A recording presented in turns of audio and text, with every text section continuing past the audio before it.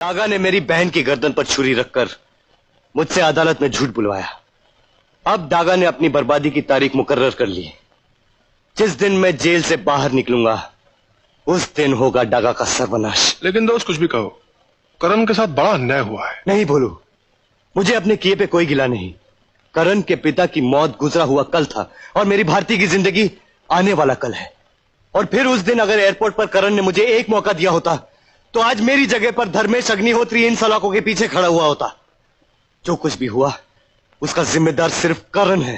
तुम ठीक कहते हो सूरज सिंह, मेरी बर्बादी का जिम्मेदार मैं खुद हूं, क्योंकि जिस कानून को मैं मानता रहा वो सिर्फ किताबों में लिखा हुआ है, उसका कोई अर्थ नहीं। लेकिन अब मैं उस कानून को नहीं मानूंगा। आज अदालत में तुमने और धर्मेश अग्निहोत्री ने मुझे यकीन दिला दिया कि गुनहगारों की दुनिया में अदालत का कानून नहीं चलता। इसीलिए मैं ये काला कोट उतारकर फेंक रहा हूं सूरज सिंह, ताकि उस कानून की जुबान से तुम्हें सबक सिखा सकूं जिस कानून की जुबान तुम जानते हो।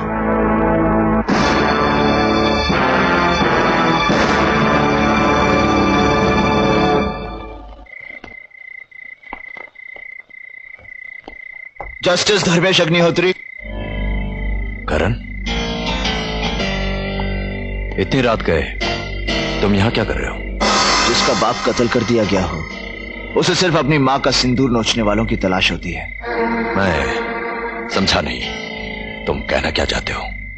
आपने खुद मेरे पिता की गवाही सुनी थी और अदालत में मुकर गए। मैं आपसे सिर्फ इतना पूछना चाहता हूं कि किसने खरीदा है आपको? किसने?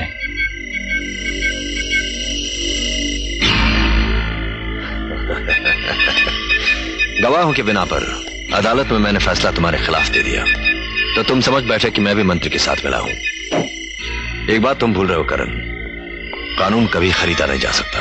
किस कानून की बात कर रहे हैं आप? उस कानून की जिसे चौराहे पर लाकर रंडी बना दिया आप जैसे पेशावर भड़वों ने। बदतमीज! शराब! बताओ अदालत में तुमने झूठ क्यों बोला? बताओ क्या बदतमीजी! बताओ नहीं तो मैं तुझे मार दूंगा। बताओ कातिल कौन है? बताओ। तुमने मेरे डैडी पे हाथ उठाया। विद्या, तुम नहीं जानती तुम्हारा बाप कितना कमीना है। चुप रहो और निकल जाओ इस घर से। आज से तुम्हारा मेरा कोई रिश्ता नहीं। ठीक है विद्या, लेकिन एक रिश्ता जरूर रहेगा, और वो ये कि तुम्हारे बाप का कत्ल मेरे हाथों हुआ। अरे छोड़ो मुझे। जस्टिस धर्मेश अग्निहोत्री, तुमने तो मुझे बताया नहीं, लेकिन जेल में मंत्री और जेलर मुझे जरूर बता देंगे कि तुम्हें किसने खरीदा है।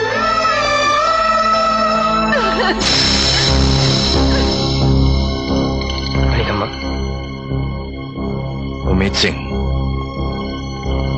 इसे जेल जाने से रोकना होगा।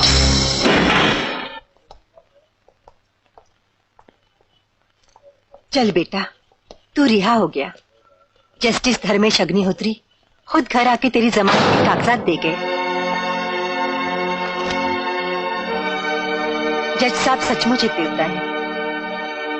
तुम मां हो ना, ममता देवता और राक्षस का फर्क नहीं समझती। पिताजी की खूनी जेल में है, और जब तक मैं जेल नहीं जाऊंगा पिताजी की मौत का बदला नहीं ले सकता। मां, आशीर्वाद दे कि कल अदालत में तेरे बेटे को सजा हो जाए।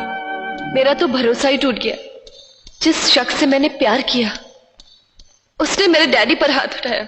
मिस्टर करण श्रीवास्तव, क्योंकि आप अपने केस की खुद पैरवी कर रहे हैं, क्या आप गवाह से कुछ सवाल पूछना चाहेंगे?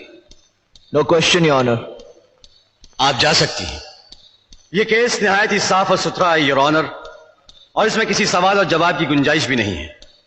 मैं जस्टिस धर्मेश अग्निहोत्री को, जो कि इस हादसे के आखिरी गवाह और शिकार भी हैं, विटनेस बॉक्स में बुलाने की इजाजत चाहता हूं। इजाजत है। Thank you your honour.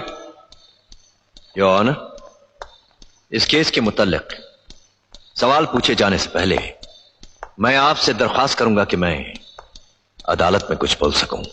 इजाजत है।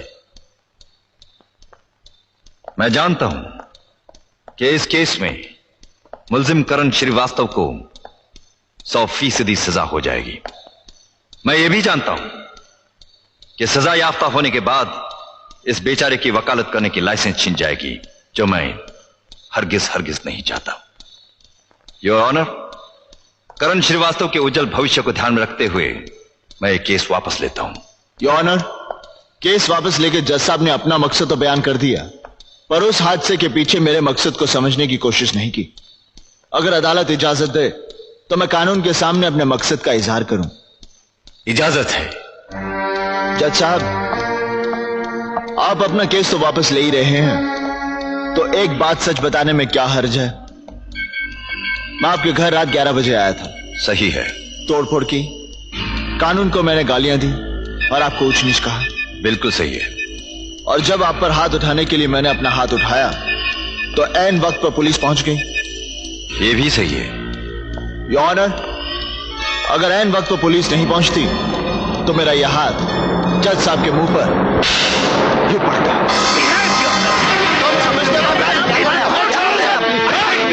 Order order.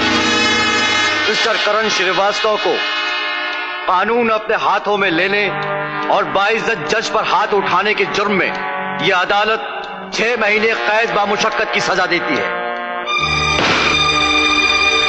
Justice Dharmesh Agnihotri, thank you.